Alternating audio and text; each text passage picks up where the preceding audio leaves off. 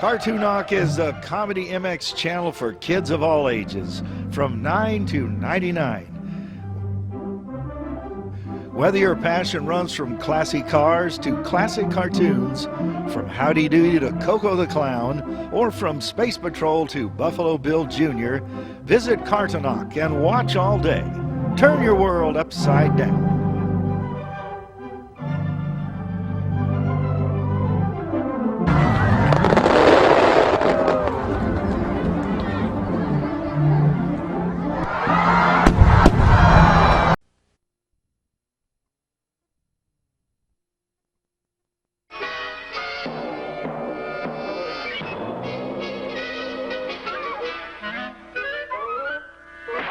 Fibber McGee and Molly.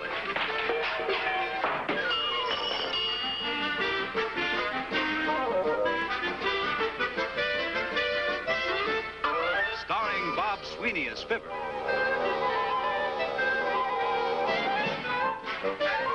And Kathy Lewis as Molly.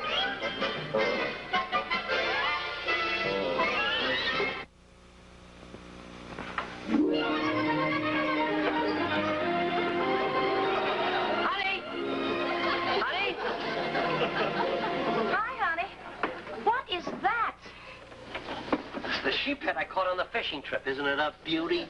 Oh, it's lovely. I thought I'd hang it right here over the fireplace. How's it look? McGee, you're not going to hang that thing in my living room. Well, where else can I put it? How about the attic? Who's going to see it up there? Nobody, if we're lucky. Fine thing, I catch a prize fish and you won't even let me show it off. McGee, put it in the attic. Now, this proves something I've always said. We need a den. We could use it for cards and for television and... Well, I've always wanted a place for my trophies. What trophies? Well, there's my fish, and the statue of Mae West I won at the fair when the fella guessed my weight wrong. I'd like another room, too, McGee, but we haven't got that kind of money to spend. Well, sure we have. How about that stock my uncle left us? That's worth a couple of $1,000. Honey, that's our nest egg. What's wrong with investing the nest egg in the nest? See, it increases the value of your property. It isn't as though you were just spending it. Well, it's something to think about. Now, will you do something about that sea monster? Okay. We'll just let it hang right here over the fireplace until the den's finished. How about putting him in the attic?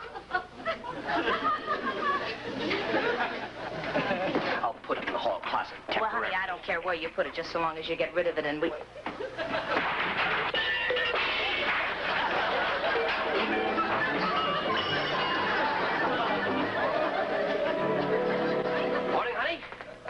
Coffee ready?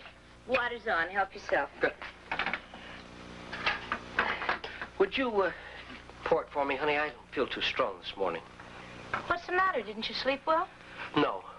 No, I dreamt I was pitching pennies and I tossed all night. Please, McGee, I haven't had breakfast yet. I think that's funny. I heard it on the Late Show. It figures. They wouldn't dare put it on any earlier. McGee, you know, I think you're right about adding on that room. Sure I am. And it's very sporting of you to admit it. Of course, we'll have to sell the stock first. Very simple thing to do. I'll run downtown, sell the stock, then I'll drop by and see Augie French and find out who the contractor was. Wait a minute. I'll go with you. What for? Keep you company. We'll drive downtown, sell the stock, put the money in my purse, and drive home.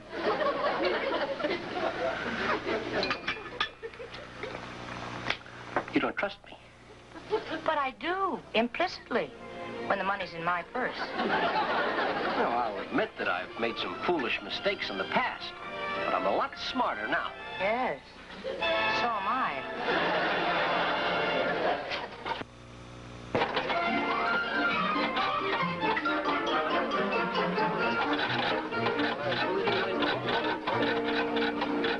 May I help you, sir?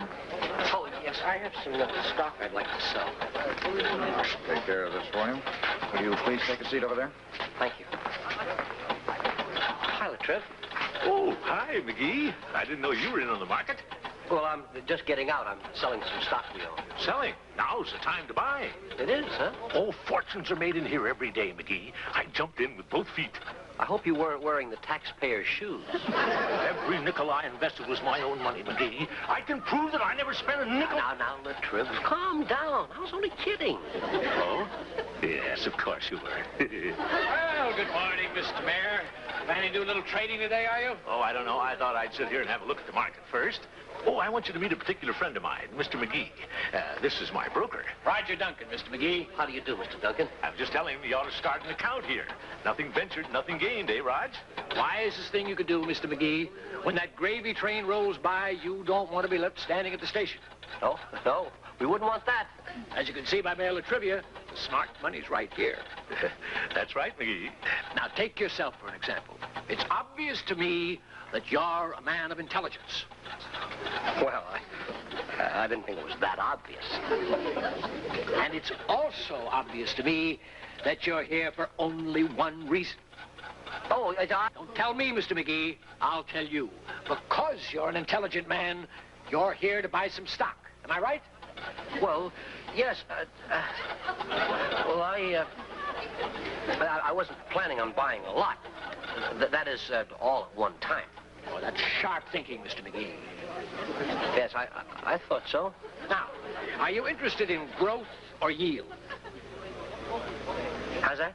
Well, I mean, do you prefer a long-term investment that has a chance to grow or a stock that yields a steady income? Well, how about a combination? One that yields a little while it's growing. Shrewd operator. He's a crafty one, all right. Yeah. Now, may I suggest International Metals? I like that at $58 a share.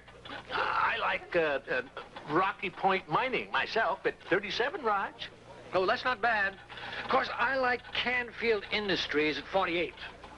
I kind of like U.S. Miscellaneous at $1 a share. Oh, I don't think I could recommend that, Mr. McGee. That's highly speculative, you know. Well, I'm sort of a gambler, Mr. Duncan. I kind of like to take a little flyer every now and then. I had you pegged as a man who lives dangerously. Now, how many shares would you like? 400, 500, 6, 7? No, let's make it 25 as a starter. All right. If you excuse me a moment, I'll just get that down. Hey, you're plunging good, little chum. Well, Latriv, nothing ventured, nothing gained. Mr. McGee, I sold that stock for you. That totals out at $2,654. No kidding. Well, that's more than I expected. Would you like a check for that amount? Yes, please. Well, Mr. McGee, I've got you down. Now, would this be cash, or would you like to open an account? No cash. Just deduct it from what you owe me. Mr. McGee has $2,654 coming to him. Mm-hmm. Let's see. Less this transaction and the commission. We owe you $4, Mr. McGee. Oh, well, $4? Well, I believe that's correct. You ordered 2,500 shares at $1 a share? Who ordered 2,500 shares? Well, perhaps I was mistaken, Mr. McGee. Well, you certainly are. Well, when you said 25, I naturally assumed you meant 2,500. It didn't dawn on me you meant 25,000. I never meant 25,000. McGee, you didn't mean $25. $25? Oh, come now, Your Honor. Mr. McGee wouldn't place an order like that. That's very funny, isn't it? Oh, yeah. This man lives dangerously. I sure do. Well, then I was correct. It was 2,500.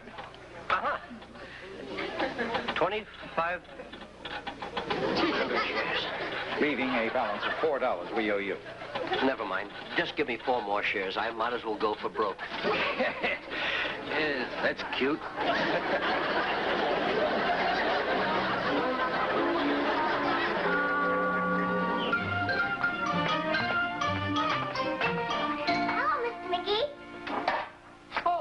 Tinny? Where you been?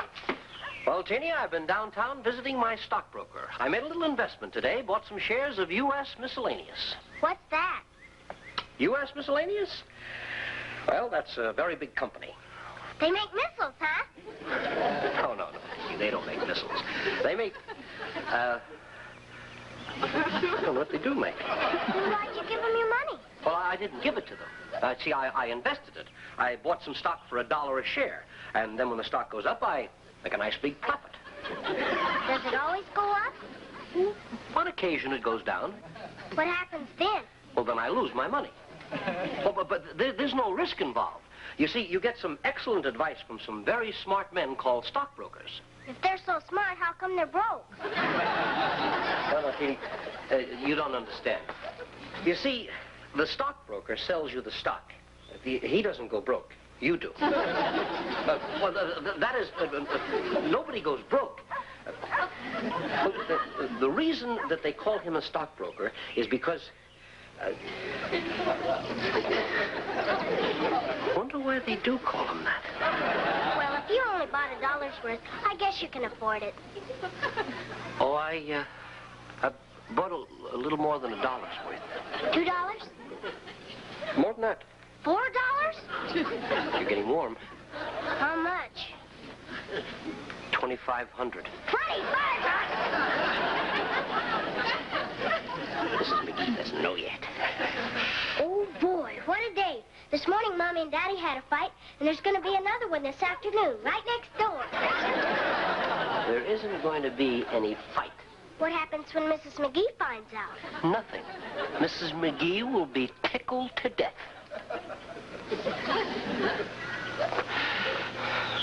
Well, it was the only thing to do, Teeny. When that gravy train comes rolling by, I want to be in right up to my neck. Seems to me you're in it up to your neck right now. Bye, Mr. McGee.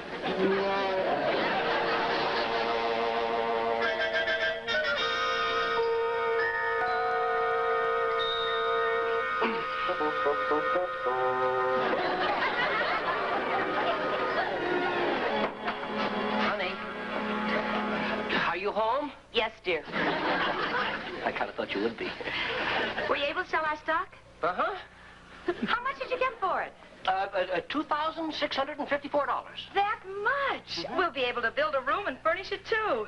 I was talking to Mayor Latrivia, and he's been doing very well in the stock market. Good for the mayor. Did they give you a check? The salesman said that people are just making fortunes every day. I haven't seen any of them yet. I talked to Betty Lester, and she gave me the names of Our some very... stock could go up tomorrow, and we'd be rich. And then I spoke to Vicky French, and she told me... What stock? Oh, didn't I tell you about that? What stock? Well, you see, honey, it's a matter of... why don't we talk about this some other time when you're in a better mood? McGee? Hmm? Oh, honey, they were so nice about selling the stock, I just couldn't leave without buying something. Tell me one thing. How much did you spend of the $2,654? Offhand, and now this is just figuring it roughly, you know, approximately, all of it. I've seen some silly things in my life, but I never thought I'd be married to one. I'll get it, honey. You just stay right there. Thanks. I've had kind of a hard day. Oh, hi, Latrell. There you are, the Wolf of Wall Street.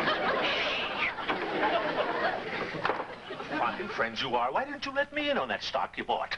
What are you talking about? Play cat and mouse with me, McGee. There isn't another share of U.S. miscellaneous to be found. Why are you so interested in that stock? As if you didn't know it went up a full point. You mean I doubled my money? Naturally. I mean, $2,500.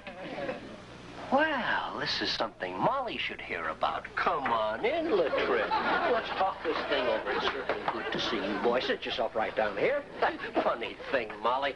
Latrell was just telling me that stock I bought went up a whole point. We just doubled our money. Doubled our money. Hi, honey, that's wonderful. Pretty much the way I had it.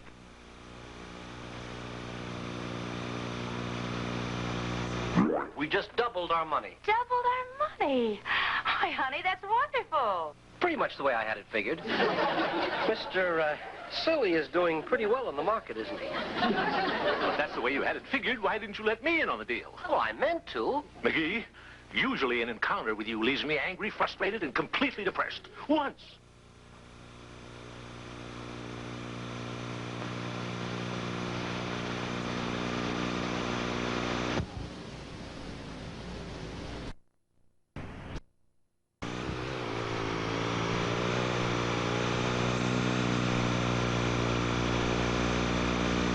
Chance to bring a little sunshine into my life, and you failed me. No, I didn't want to tip my hand. You see, this is a bull market. I didn't want those other bulls charging into my pasture. This business is bull eat bull, you know. And if anyone knows about bull, it's McGee.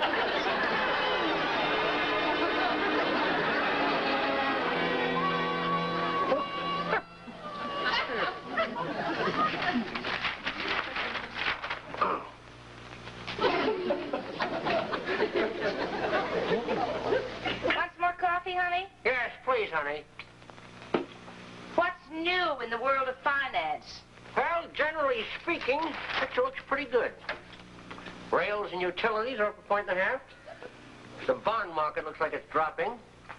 These 6% debentures look like they might be a good buy. McGee, why don't we sell our stock now while we're still ahead? Now, honey, I'm holding out for a short-term capital gain profit. Just what is a short-term capital gain profit? That's big business lingo, honey. Strictly financial talk. Well, if we're holding out for it, I'd kind of like to know what it means. It's a very difficult thing to explain to the layman. But, you see, the government... Now, try to follow my thinking. I've been trying to follow your thinking for years. McGee, just because you were lucky and bought... No, wait a minute. Luck had nothing to do with this. There was some strange force at work, Molly. Some voice that kept saying, buy, buy, buy. That was the stock salesman. Honey, why do we do this? Why don't we sell part of the stock? Just enough to get back our original investment. That way we go right ahead and build it in. Yeah, it's not a bad idea. I thought it was pretty good for a layman. You know, odd coincidence occurred to me. There've been a lot of famous men with the middle initial D. John D. Rockefeller, Dwight D. Eisenhower, Franklin D. Roosevelt, and now Fibber D. McGee. Don't forget the one who had the great fall. Who's that? Humpty Dumpty.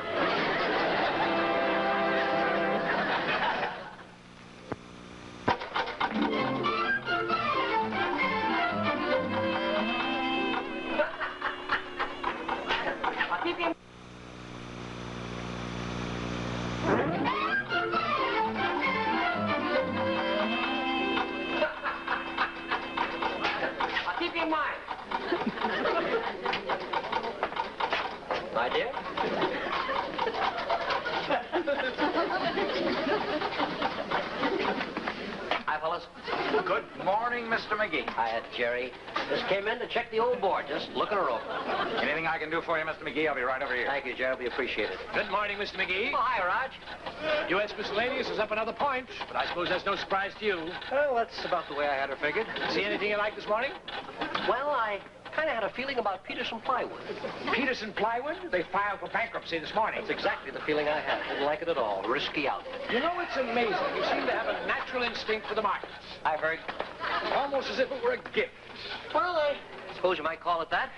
You know, I sold off part of my stock. Oh, going into something new, eh? No. My wife and I are talking about an addition to the house. I'm going to put on a room. Television, trophies, maybe even a ticker tape. Sort of like keeping my finger on the pulse of the world at home, you might say. Add on a room, huh? You know, I thought all those homes at Lakewood Estates were very big. Lakewood Estates? Well, that's where you live, don't you, Mr. McGee? No. Our house is at 79 Wistful Vista. By George, I admire you. You do? It's just like a friend of mine. He was born in the slums, made a lot of money, but stayed right there in the old neighborhood. Well, I wouldn't call Wistful Vista the slums exactly. Oh, of course not. Still, I think adding on a room isn't the wisest thing to do. It isn't? No, you see, well, this is like the pupil trying to tell the master. You don't mind if I make a suggestion, do you, Mr. McGee? I know how you feel about the old streets and your less fortunate friends. But as an investment, you'd be better off buying a big house. To begin with, you're too far from the country club. How long do you think it takes you to drive? Oh, about... Well, what country club? Sure, you remember the Wistful Vista Country Club? No. Well, but that's because we're too far from it. I have a brother-in-law who's a real estate salesman, and he has a house.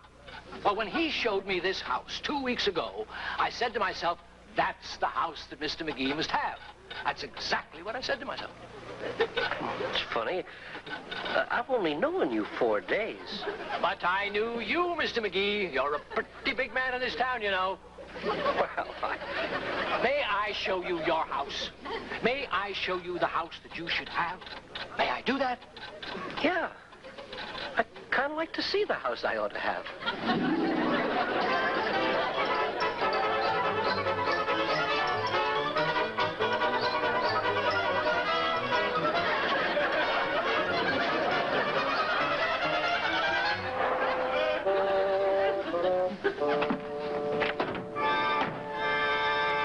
Well, there it is, sir.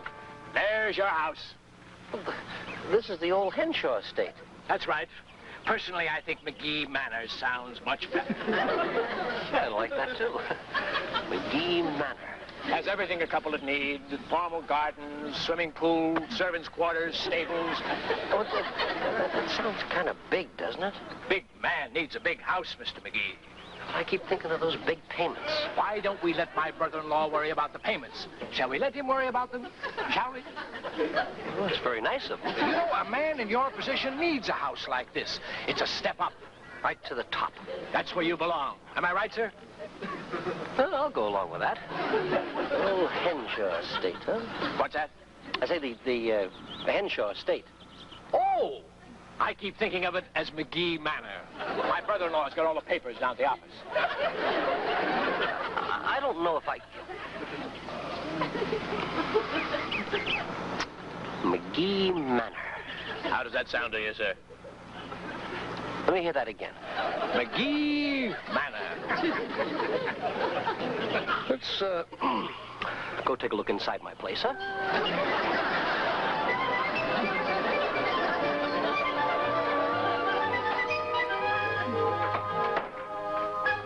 McGee, where have you been? Honey, I got a surprise for you. Surprise? What surprise? Sit right down there. I've been thinking. It's silly to add a room onto this old shack. Old shack? This is our home. I know it's our home, but the neighborhood isn't getting any better. And besides, we're miles from the country club. So what? Well, the house we're going to buy overlooks the first tee. McGee, we're not even members of the What house?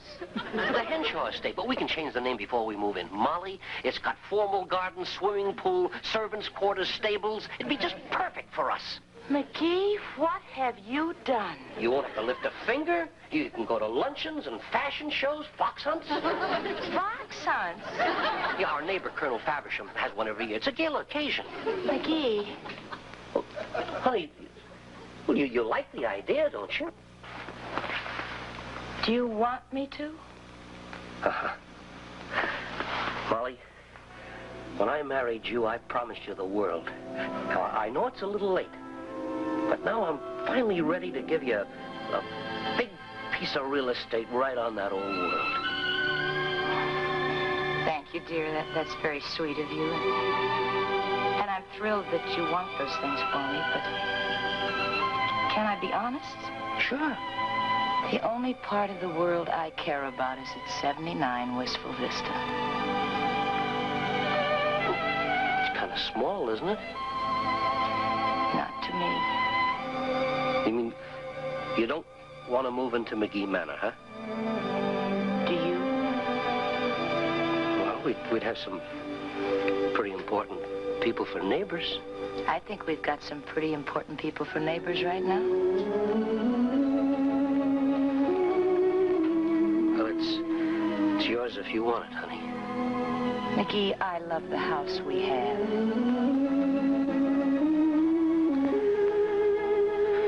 You know something? So do I. Shall we stay in this house we both love? Huh? Mm-hmm. I'm gonna call the Wistful Vista stables. What for? Cancel an order for a polo pony.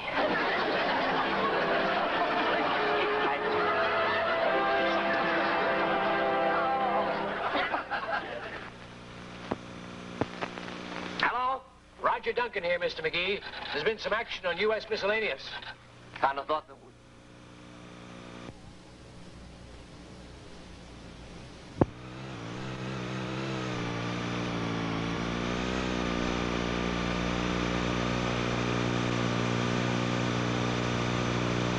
What's it selling at now? 17. You better sell out. Sell?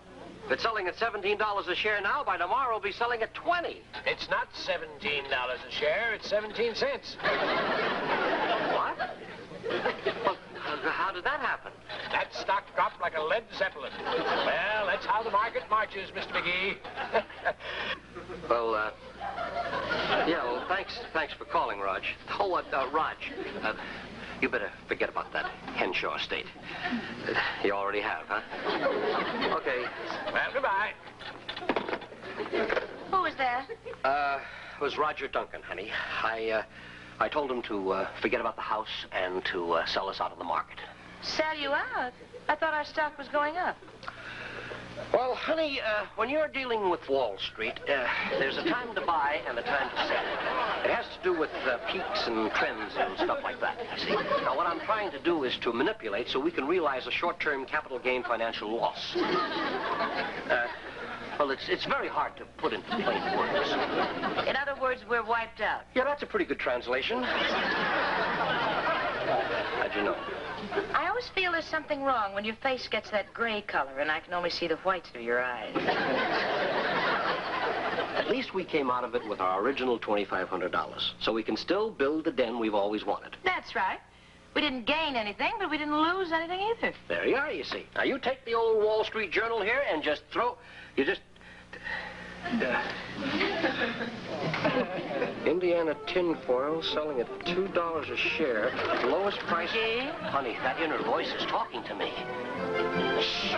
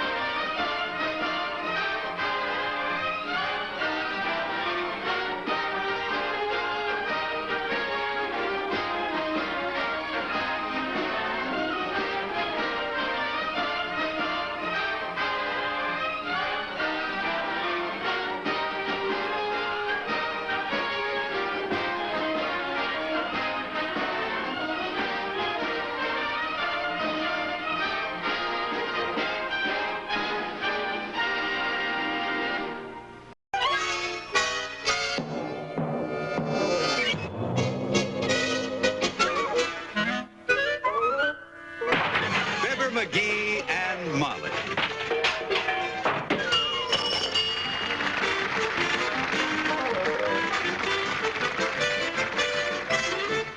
Starring Bob Sweeney as Fibber.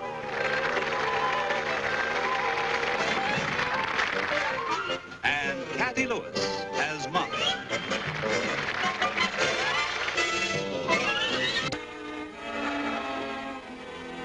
McGee, you hardly touched your dinner. I'm not hungry. Would you like some dessert?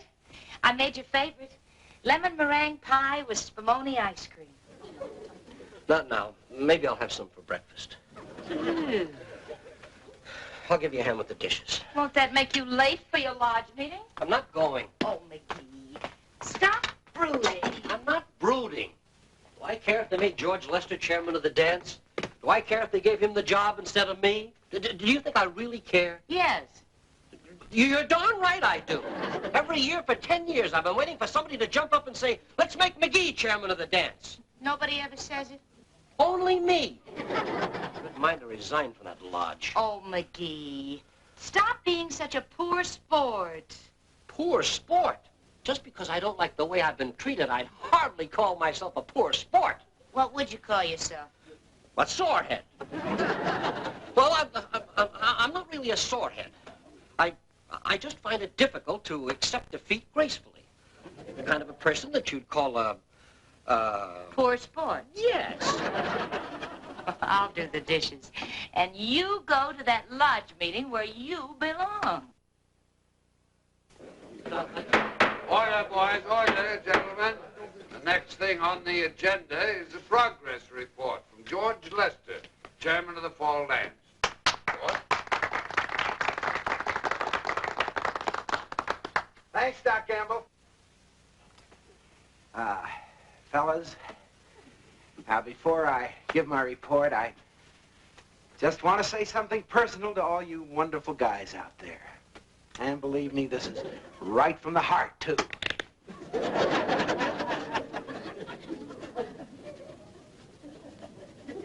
Oh, I'm sorry, George.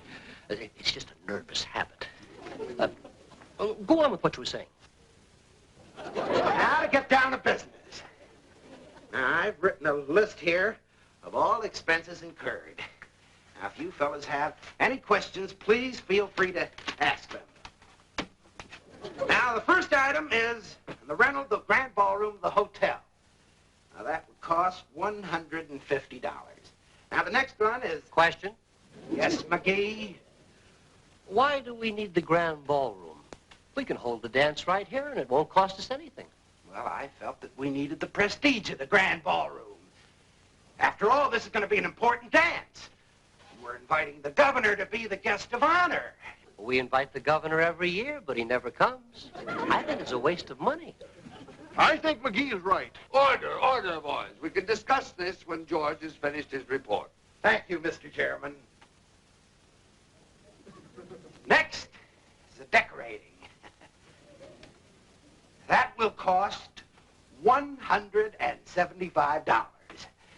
Now... Question? I'm not going to sit here and let you drain the treasury dry. I'm going to put in my 2 cents worth while there's still that much left. $175 is very reasonable considering I got one of the finest decorators. He's coming all the way from Wichita. Bruce of London. What's the matter with the decorator we've always used? Max of Main Street. He did a swell job on the American Legion turkey raffle. And it only cost $50. Well, this is going to be a turkey raffle. This is a big formal dance, and we've invited the governor. And to which the governor never comes. He might, McGee. Order, boys, order. Now let's try and conduct this meeting in the proper manner. Well, I'm trying to, Mr. Chairman. I'm trying to give my financial report, but McGee keeps interrupting. Okay. I won't say another word. Go on and give your financial report, Mr. Baruch. Now, I think this next item is going to be a big surprise for everybody. The orchestra cost $800, but guess who I got? The New York Philharmonic. No, McGee. Don Moonley and his Melody Makers. He was just passing through on tour, and I managed to get him at his absolute rock-bottom price. Question? What is it now? Who is Don Moonley, aside from being your brother?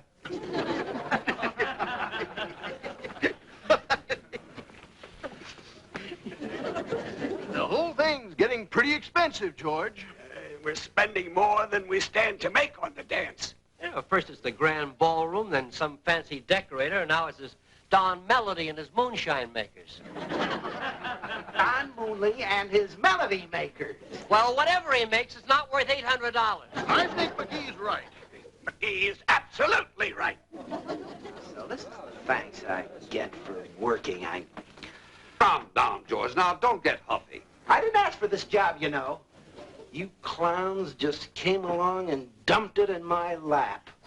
Well, I'm dumping it right back. Now, wait a minute. The dance is this Saturday night. You can't quit now. Oh, yes, I can.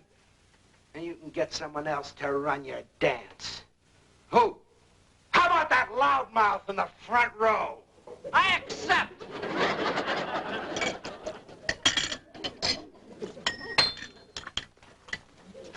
What's the big rush? I got a lot of work to do, honey, and a lot of George Lester's work to undo. Can't it wait a few minutes until you finish your breakfast? Now, time's running out. Mounts up on you. Minute here, minute there. Before you know it, what do you got?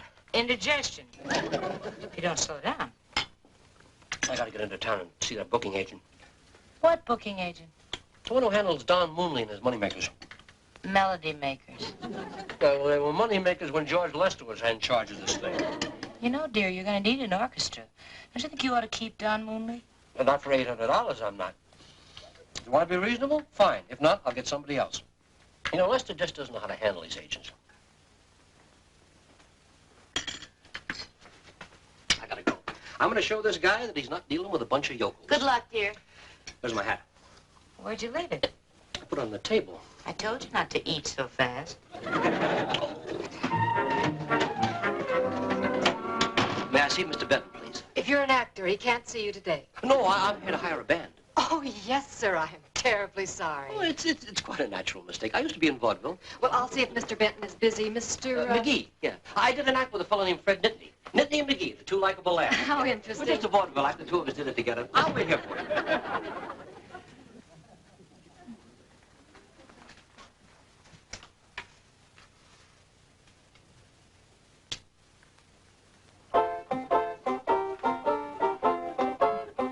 Mr. Benton will see you downstairs.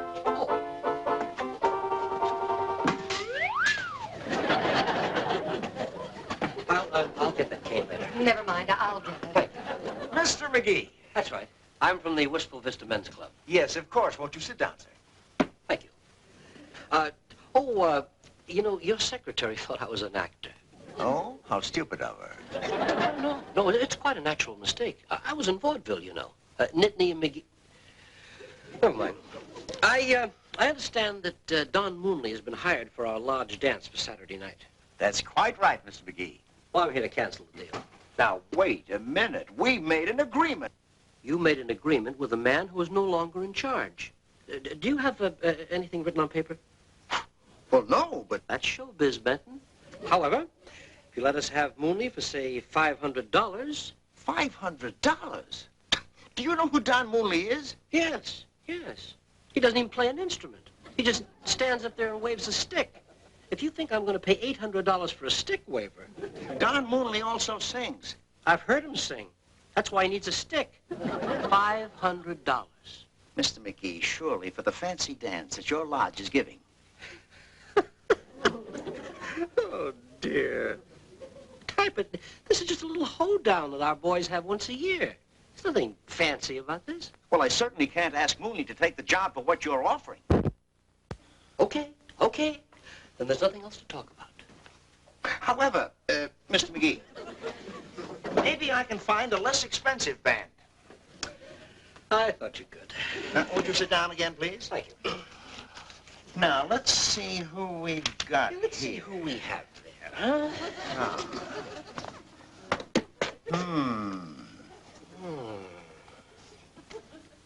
Do you see all right? Yes, I see fine. You can have Ray Richmond for $600. What about this band here? Chester Cook and his Captivators. No, I don't think they'd be right for you. How much? $300. Sounds perfect. Now, why didn't you tell me about him to begin with? Well, because I thought... Because you thought that you'd make a buck. No. Oh, no. Now, that's what you thought. You know, I'm on to you guys, Benton. You know, you're not dealing with some square from Hicksville. All right, McGee, if you want Chester Cook, you can have him. I kind of thought you'd see it my way. Yeah. I'll tell you what I'll do. I'll give you a check and we'll just firm up the deal. Huh? Fine. You know, Benton, you're smooth. But, I'm pretty smooth myself. Yes. Yes, you are. Excuse me a minute, will you? Certainly. Marjorie, get in touch with Chester Cook right away. I have a job for him. You're kidding. The boys are going to play for a dance on Saturday night. I'll wire him the bus fare. Where is he? Oh, try the Centerville Produce Company. Tell him it's just a one-nighter, but it's better than picking lettuce.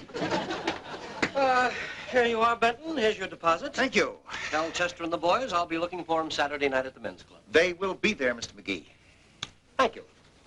Oh, Mr. McGee, it has been a great pleasure meeting you. I must say you are a tough man to deal with.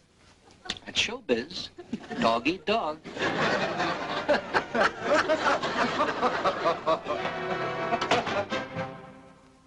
Want an average... Honey, and did you see the dress I bought for the dance tonight? That's beautiful, honey. You like it? Yeah, I love it. What do you think of the fabric? Oh, I I always have looked good in cardboard. That's a funny thing. Sometimes I just don't feel I have your attention. Of course you do, honey. You know, On food and decorating alone, I saved the lodge over $238. Good. That's just what the dress cost. It's worth it. I don't mean to pat myself on the back, but if they hadn't turned this job over to me, I don't know what dress cost $238. I thought that would wake you up. Well, it's just that I got so darn much on my mind, honey. I'll get it. Hello, Mayor Latrivia. Hello, Molly. Is McGee here? Oh, yes, he is. Come on in. Oh, hi, Latriv. What brings you over here? I just heard some very good news, and I've just heard some very bad news. What's the good news? The governor's coming to our dance tonight. Really? Well, what's the bad news? I just heard you're in charge of it. There's nothing to worry about. It's going to be a great dance. I don't mean to blow my own horn, but... Stand by for a trumpet solo. Look, this is something very important. For once, don't goof up. Who's going to goof up? Everything is under control. What about the orchestra? Don Moonley, isn't it? No, I got rid of him. Took a lot of fast talking, but I got a first-class group. Chester Cook and his alligators. Captivators. The trip. We will show the governor a first-class time. I hope so. For years, I've been trying to get him to put the state fair here. Maybe now I can do something about it. The whole dance is under my personal supervision. Now, will you just go home and relax? Relax. Well, I'll try to, little chum. How about that, Molly? The governor coming to my dance. Yeah, it looks like it's going to be quite an evening. Yeah. Hope Max does a good job. He always has. If he's left alone. Oh, I'll leave him alone. I got complete confidence in Max. Absolutely. But it's just that he doesn't know about the governor coming. McGee, you weren't thinking of going down to the lodge to bother Max. Of course not. I just thought I'd drop in and say hello. I'll go with you to make sure you say goodbye. Oh, it's going to be beautiful. Yeah, Max is doing a great job. Hey, I can use this paint for my sign. Why don't you let Max do it? Well, he's got enough to do as it is. Hiya, folks. How do you like the looks of the old place? Oh, Mr. Turner, it's beautiful. I wouldn't recognize the lodge. Thank you. Max, you're doing a great job. Thank you. Just It'll be great. done. Boy, the Bye. place really looks wonderful. Hey, this streamer came loose.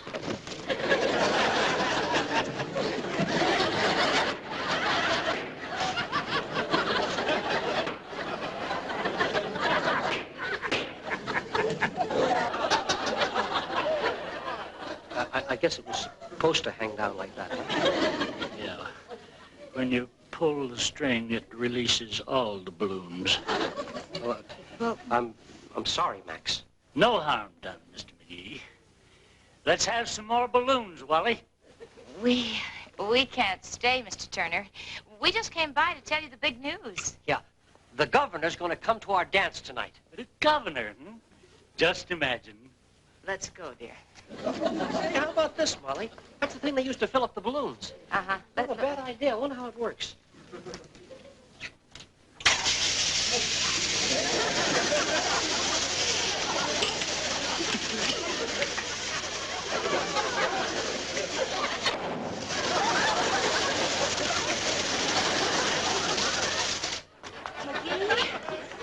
I'm terribly sorry, Max. I didn't know the gun was loaded. Mr. McGee, why don't you go home? Let's go, dear. Oh, just a minute, Max. As chairman of this dance, it's my job. I don't care what your job is. It's my job to decorate this hall. Now, why don't you go home and let me finish here? He's right. Let's go, dear. Thank you, Mrs. McGee. Just a minute. Max, I don't think I care for your attitude. You know, I got you this job. And it's a big step from turkey raffles. And it's a short step to the front door. Come on, Wally, let's go. Yeah, but what about our stuff? We'll pick it up later. Huh. Touchy, isn't he? I'll talk to Mr. Turner. You see that door? Uh-huh. See the sign? Uh-huh. Please do.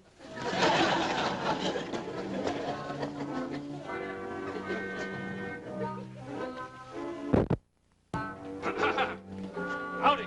Hi. Is where the dance going to be? That's right. Who are you?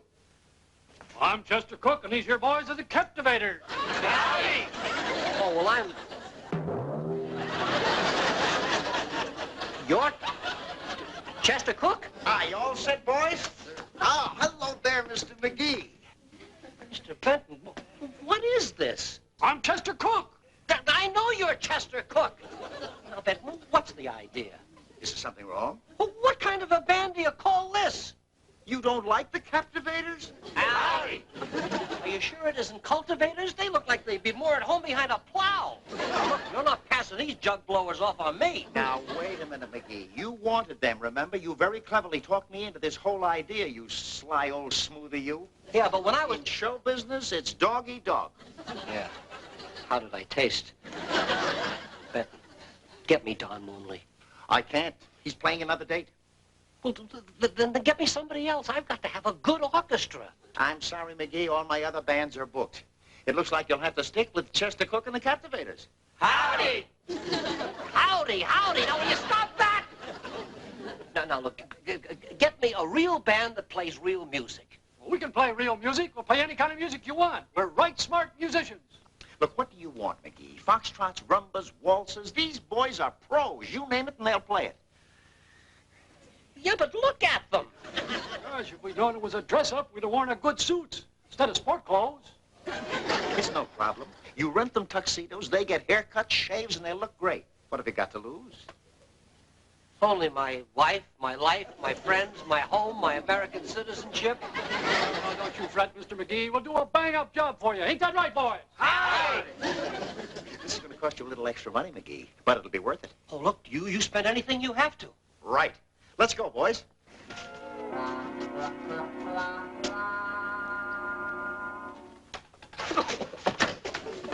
McGee. Well, howdy. Oh, hi, honey. I talked Mr. Turner into coming back and finishing the job. Oh, fine. Where is he? He's outside. He won't come in until you go home. I can't say that I blame him. Come on, honey, let's go.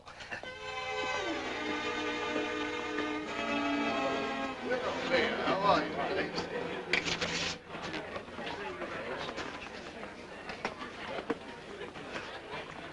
Done a great job, McGee. Oh, thanks, Doc. I say the hall looks beautiful. Well, I just gave the decorator a free hand. I always say a man does his best work without interference. That's what he always says. Where's the orchestra, McGee? They'll be along any minute now. They had a few last-minute changes to make. Who is this Chester Cook? I never heard of him. Well, he plays mostly in the South. Things like the Dixie Cotillion and the Mardi Gras? Yeah, things like that. There's Mayor Latrivia. There's the governor with him. Good evening. Governor Standish, I'd like to have you meet one of our most distinguished citizens, Dr. Gamble. How do you do, Dr. It's an honor, sir. And one of our most charming and gracious citizens, Mrs. McGee. How do you do, Mrs. McGee? How do you do, Governor Standish? And the chairman of tonight's dance, Mr. McGee. Well, I'd say you've done a splendid job, Mr. McGee. Thank you, Governor. Say, Governor, I understand that you might run for U.S. Senator next year. That's right. And with a little luck, I may be on my way to Washington. Well, I'm sure all the people of this state will be glad to see you go. What I mean is, you make a great governor. A senator, Governor. Well, thank you. Now I'd like to have you meet our district attorney, Governor. Oh, McGee! Oh, excuse me, honey. I think the band's here. Hi, Betty. The boys ain't here. Show 'em in. Okay, come on in, boys. Go right up on the bandstand. There's nothing to worry about. They look swell. Hey. Well, what about him? He's superstitious. We'll face him toward the wall. Yeah, turn around. Well, how do the boys look, Mr. McGee? Oh, they look just wonderful. I'd never recognized them. Quite a difference, eh, McGee? Oh, boy, I'll say. I'd say it was worth the $125. 120? What? The tuxedos, haircuts, shaves, Turkish baths. Turkish bath? The guy who rented the tuxedos insisted on it. Well, we're all waiting, McGee. Let's start the music. I'll see you later. Well, we're all set here, Latrev. And it's a fine-looking group, I must say. I thought we'd get Governor Standish and his wife to lead us in the first dance. Good idea. I'll make the announcement. I'll make the announcement. May I have a fanfare, please? Give his honor a fanfare.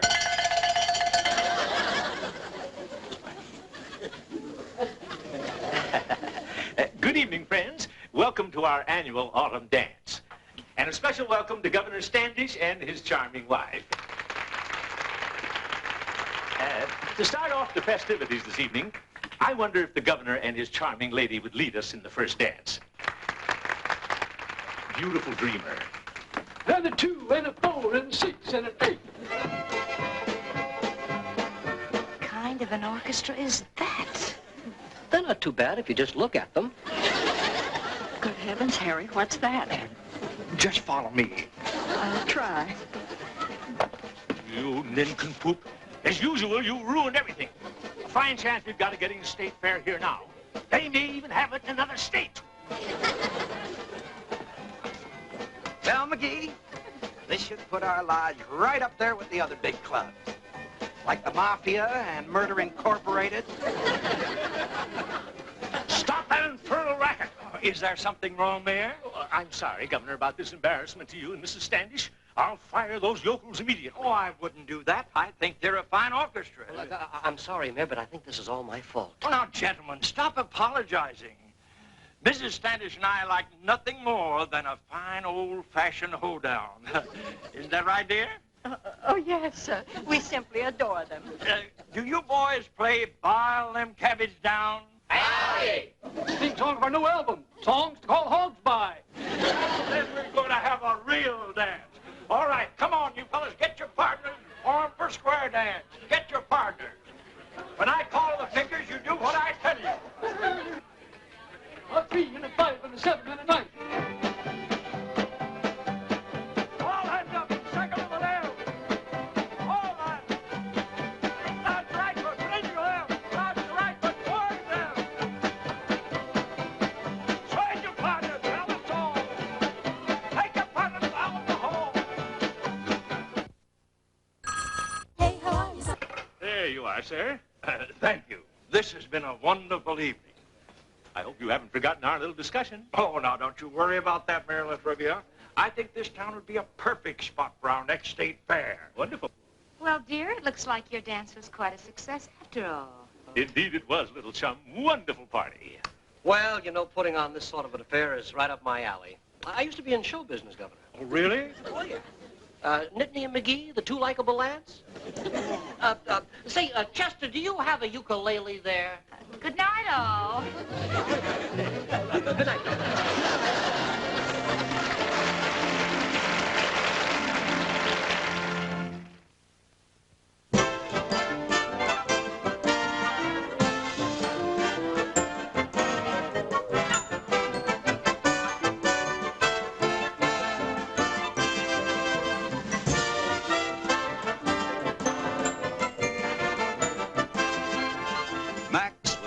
By Gage Clark, Chester Cook by Norman Levitt, Secretary by Danny Nolan, Governor Standish by Sam Flint. Lodge members were Charles Watts and Frank Orth. Mrs. Standish by Ella Etheridge.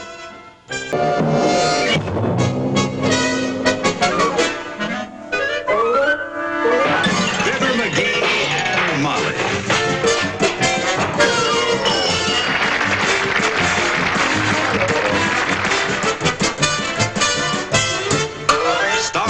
Sweeney as Fibber.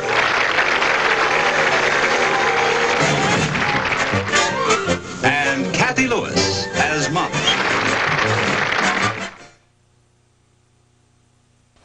Hi. In the kitchen. Hi, honey. Hi. Ah, how about my roses, huh? Oh, they're beautiful. Thought you were on a diet. I was. But what's the use of trying to be slim and lovely when the spark has gone out of your marriage? Oh, Hazel, why do you say that? Your marriage has lots of spark left in it. Not really. Roy still loves me, you know, but it's not the same. I'm something he's used to. I'm comfortable. I'm like an old shoe. So what's the difference if I'm a fat old shoe or a skinny one? What put you in this mood? I went to a lecture this afternoon by Margaret Brock, the author of this book, Secrets for a Successful Marriage. Oh, I wish you'd been there. Why? I'm very happy in my marriage. Of course you are. And she explains why you shouldn't be. She points out all the problems and the failures and all those terrible pitfalls. Sounds like a real fun afternoon. It's marvelous. Until you hear Mrs. Brock, you just don't realize how much trouble you're in. Glad I misheard. She tells us why so many marriages break up. She even warns us about the danger signs to look for. Now, one of them is... Why am I telling you? You're perfectly happy. That's right. McGee and I have a wonderful marriage. What are some of the danger signs? Oh, sweetie, I didn't mean worry you. Oh, no, I'm not worried. I'm not worried. I'm just curious. What are some of the signs?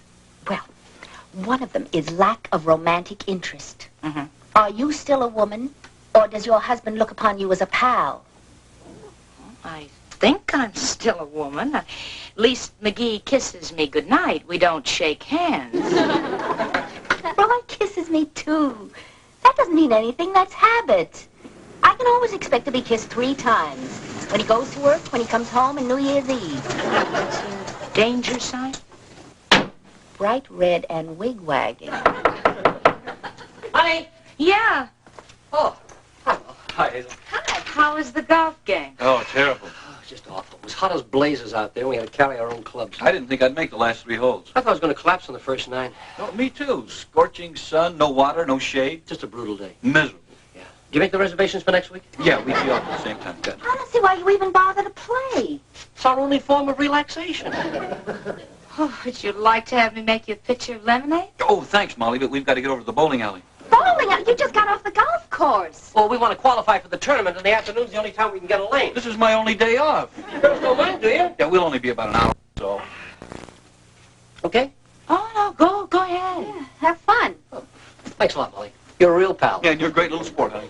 Better get going. The kids are... Oh, the best. Well, pal, Yeah, sport. you know that's a danger sign? Once we were desirable women. Now we're great pals, real sports. Good kids. Next they'll be giving us cigars instead of candy. That book has an answer to every marital problem. I wonder what our category would be. Listen to this. When you begin to notice a lack of interest from your husband, when he is more occupied with golf, fishing, and other outside activities, Molly, there we are. Yeah, there we are. What are we going to do about it? Wait a minute. Here it is. The woman should make every effort to recapture the spirit of courtship. In this way, the fading spark of romance may be rekindled into a bright flame of love which every successful marriage must maintain. Well, we've got to rekindle the flame. Does the book say what we're supposed to use for kindling? No, that's on the next page. I don't know about McGee, Hazel. 15 years of marriage makes a man pretty fireproof.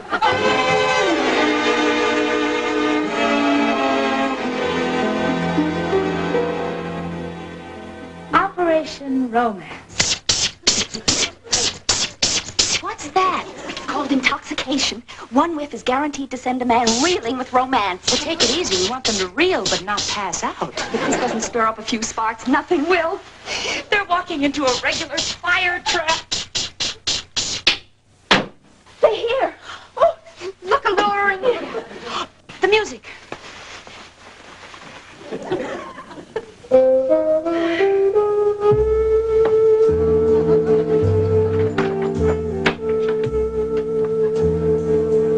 What happened to the lights? Molly? Hazel, is that you? Yes, darling. It's your house, all right. Doesn't smell like it. For goodness sakes, McGee, will you come on in? Why are you sitting in the dark? Hey, you girls having a seance or something? Just thought we'd have a pleasant dinner by the fire with candlelight. We were all dressed up.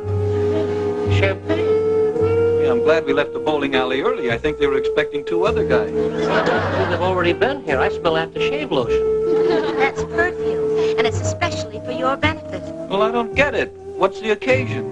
There's no occasion. We just thought we'd do something extra special for you. Thanks, Molly. Yeah, that's great. Well, let's eat, huh? Well, darling, dinner isn't quite ready, so why don't you just sit down here and relax, huh? McGee, the fight's on. We almost blew it. I don't want to fight. Honey, this is the state welterweight title. Get the phonograph, will you, Roy? Right. This is the channel. rekindle the flame of love, the book said. They didn't even get warm. Hazel, we should have known. You can't start a fire with 2 wet blankets. McGee? Do you still feel the way you did before we were married? Of course I do, honey. I feel fine. Gosh, you can't play 18 holes of golf and bowl 6 games if you don't feel good. No, I guess you can't. However, I have noticed my feet get kind of tired lately. Of course, I got flat feet. I didn't used to have them, but boy, I sure got them now. Why are you so worried about how I feel? I'm not worried. I'm sorry I asked.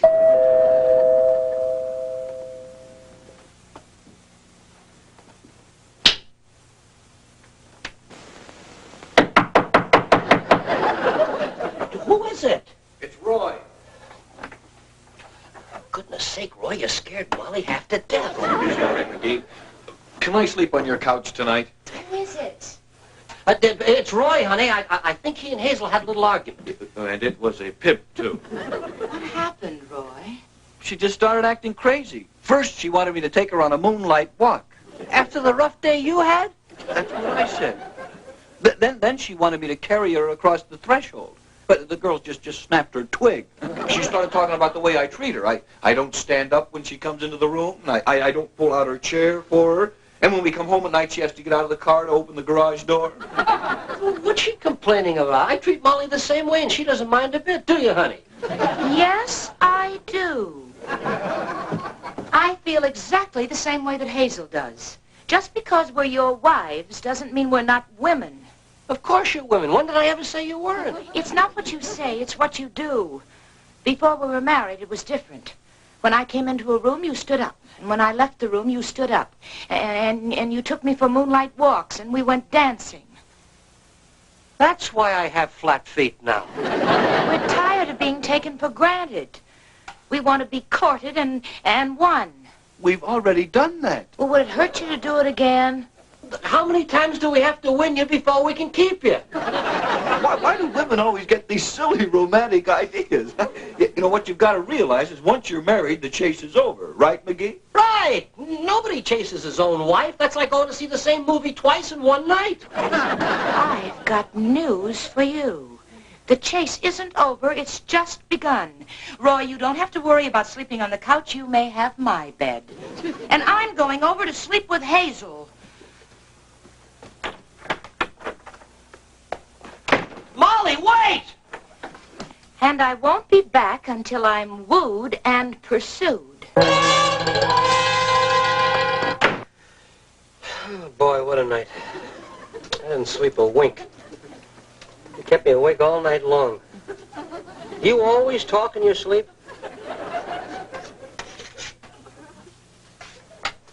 I said, do you always talk in your sleep? What's that? Would you mind putting down that paper and listening to me? That's the least you could do when I'm standing over a hot stove. You sound just like Hazel. I might as well be back home. I might as well be a fry cook in a hamburger joint for all the attention I get from you. Well, hurry up with the breakfast. Those pancakes should be ready by now. They're ready. I'm having a little trouble with them. It's stuck to the griddle. Did you grease it first? I didn't think I had to. Pancakes look greasy enough.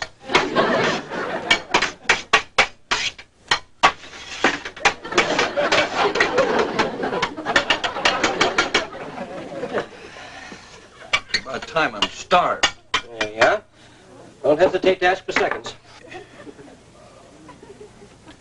I'm afraid to ask for firsts. Well, dig in. I thought you said you were starved. Well, I'm not starved enough to eat that. They're not bad if you put enough butter and syrup on them. Hey, McGee, Molly's coming over. Do you think she's begging to come back so soon? Oh, no, she just probably wants to see how we're doing. Well, let's pretend that we're doing just fine. Yeah. McGee, I never knew you were such a good cook. Well, it's just something I learned from Molly. Oh, these pancakes are delicious. Just delicious. There's plenty more where they came from, you know. Oh, no. Eight is my limit. But, yeah. Well, hello, Molly. Oh, hiya, Molly. Can I fix you some breakfast?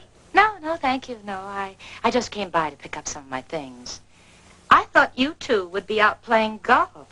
Well, it was such a nice day, we just thought we'd stay home and, enjoy it. Oh, this husband of yours, Molly, is a wonderful cook. You want to taste these pancakes. You really like them? Oh, you seem surprised. I am. I didn't know that you could make pancakes with starch. Starch? Oh, I like a breakfast that sticks to your ribs.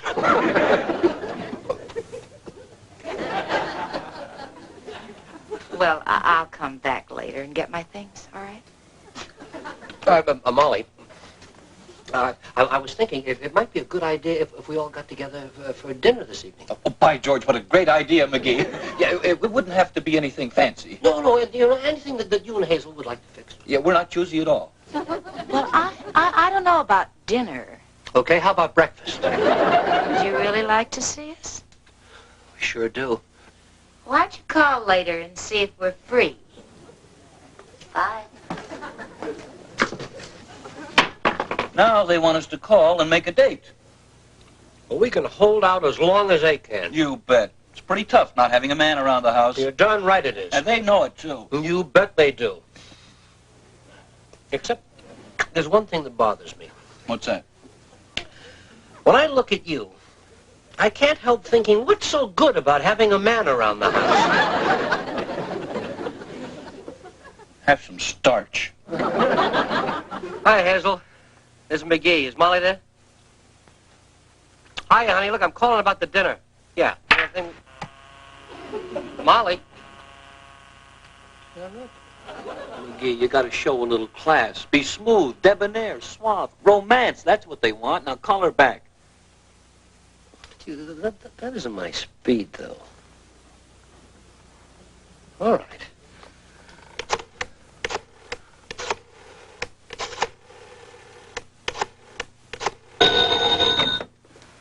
Hello. Hello, Mrs. McGee. You may remember me. I'm Mr. McGee, your husband. Oh, yes, Mr. McGee. So nice to hear from you. Any special reason you called? Well, yes, as a matter of fact, there is. I seem to recall having seen you around the house. And I thought it would be nice if we renewed an old acquaintance. That is, if you're not busy. Oh, all right. 7 o'clock? 7 o'clock would be just wonderful. Say, you don't happen to have a friend, do you? I have a house guest. He's a young attorney, unattached, very nice fellow. You do? Smashing. See you at 7, then. We'll be looking forward to it. Hazel, they want dinner. We ought to have something extra special. What about roast beef? Do you think that's what they'd like? They've been eating starch. They ought to love roast beef. We'll dazzle them with chivalry. Wish they never started this. Oh, boy. Good evening, Mrs. Norris. I'm Mr. McGee. I'd like you to meet a friend of mine. This is Mr. Norris. Mr. Norris, this is Mrs. Norris. My pleasure, Mrs. Norris. Thank you, Mr. Norris. Won't you come in? Oh, thank you.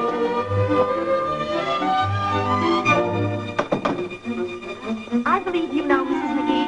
Mrs. McGee? Ah, Mrs. McGee. May I say that you look absolutely ravishing this evening? Thank you. Roast beef. Mrs. McGee, have you met Mr. Norris? Yes, I've met Mr. Norris. Mrs. Norris, have you met Mr. McGee? Yes, Mrs. Norris and I have met. Have you met Mrs. McGee? Oh, yes. Has Mrs. McGee met Mrs. Norris? I think we all know each other. Mrs. Norris, I hope you will accept this humble token of my esteem. Oh, thank you. For you, Mrs. McGee, an equally humble token of my esteem, too. That's very thoughtful of you. Flowers are beautiful. Matched only by your own loveliness, my dear. Thank you.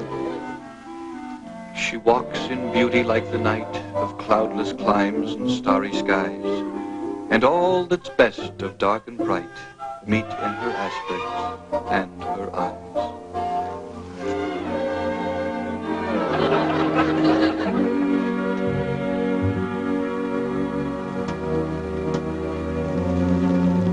A bunch bunch of the boys are whooping it up. That's a very good one. I'm afraid my memory for poetry is not quite what it should be. Thanks for trying. Why don't we all sit down? After you, my dear. Oh, thank you. Excuse me?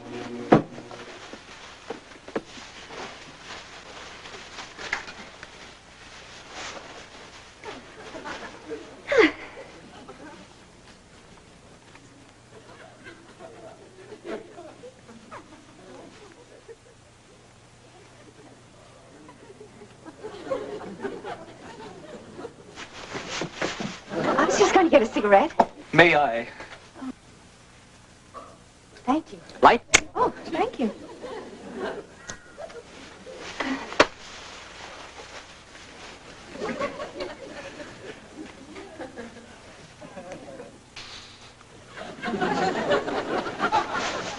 I was just going to get an ashtray. Use this. I'd just as soon use an ashtray. Thank you.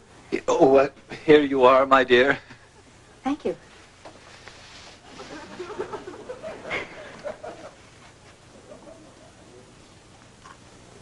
I think dinner is about ready. Would you all like to eat? We had a heavy lunch. I'm starved myself. So am I. Whatever you girls say. May I, Mrs. McGee? Thank you, Mr. McGee. May I, Mrs. Norris? Yes. There you are, my... Excuse me. May I help you? Thank you. Well, this is certainly the way to dine. Elegantly, huh? The soup isn't quite hot enough. I hope you don't mind waiting. Waiting in such charming company is a rare treat.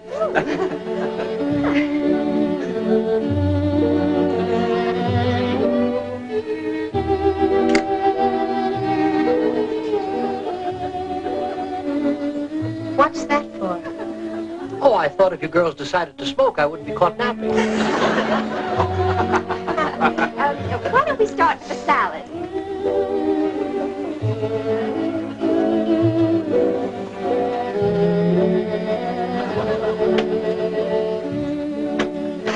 Maybe there's something I can do to help. For goodness sakes, would you two stop jumping up like that? It makes me nervous. We thought it would. What do you mean, you thought it would? Honey, look.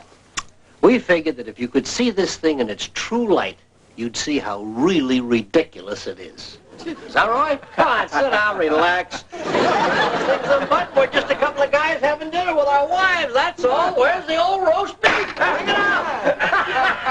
Well, this thing's nothing but a big ass. Boy.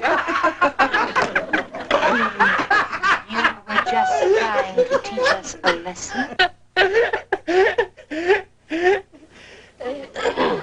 Did you want to say something to the girls, Roy? Yes, suppose you explain this, Mr. Norris. Go ahead, Roy. Take a crack at it. Well, Roy, I'm waiting. Waiting in such charming company is a rare... Oh, shut up.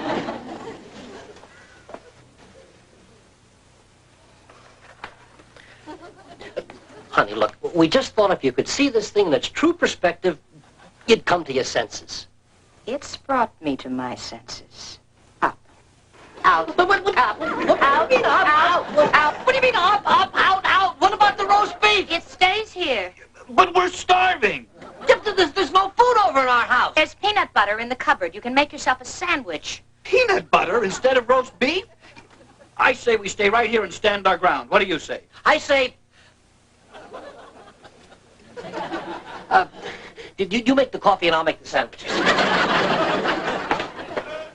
Oh, smell that roast beef. I think they purposely left it there just to aggravate us. Come on over here, you can smell it better. I can't think of anything more frustrating than eating peanut butter sandwiches and smelling roast beef. Roy, why don't you and I go right over there and beg them to take us back? Never. Never. They've got to come to us. Yeah.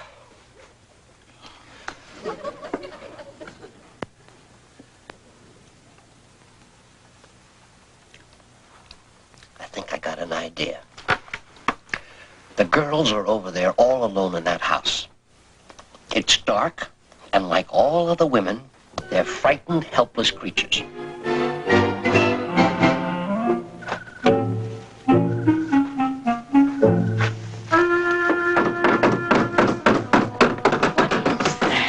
It's outside the house. Molly, there's a man out there. It's a prowler. Quick, get the lights.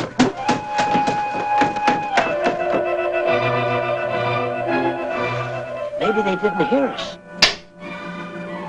They heard us. Let's climb in the window and rustle around in the kitchen. That'll give them a real scare.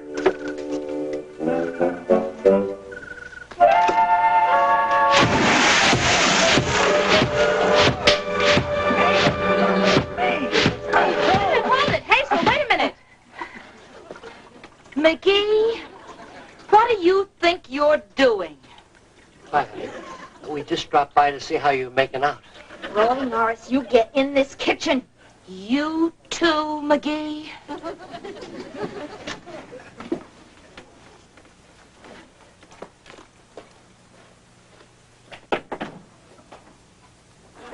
You frightened us to death. Yeah, well, I'm pretty shaky myself. I suppose this is your bright idea, Roy. Oh, my head. Where am I? Roy, you all right? Well, you gave him a pretty good clout with that broom. Oh, here, come on, sit down. Sit down here, Roy. That's a boy. Roy, darling. Mother, is that you? Mother. Sweetie, it's Hazel. Oh, hello, Aunt Sophie. Did you bring me my sled? Amnesia. Amnesia? Molly, what have I done? Maybe we ought to call a doctor. No, doctor. No, I've heard that a very good cure for amnesia is a good night's sleep and a roast beef sandwich. Where did you hear that? I think I got a fever. Got amnesia too? No, it isn't. I think it's a cold from that water you threw. It was hot water. Was it? That's what the darn fever's from the hot in the head. Oh, sweetheart, are you all right? Who are you? Somebody get that, please. I'll get that. Hello? Oh, hiya, Charlie. What do you mean you're all waiting for us? What poker game?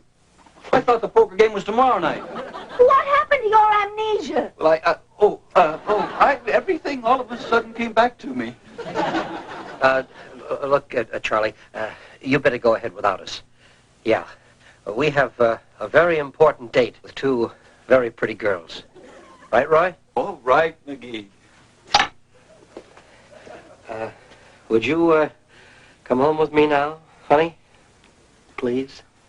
Well, I guess if you can turn down a poker game, we must have rekindled something. Can I stay, honey? Well, I'll take you on that moonlight walk. I'll even carry you over the threshold, both ways. Look, you kids take your walk. Molly and I better get home. Come on, honey. Good night. good night.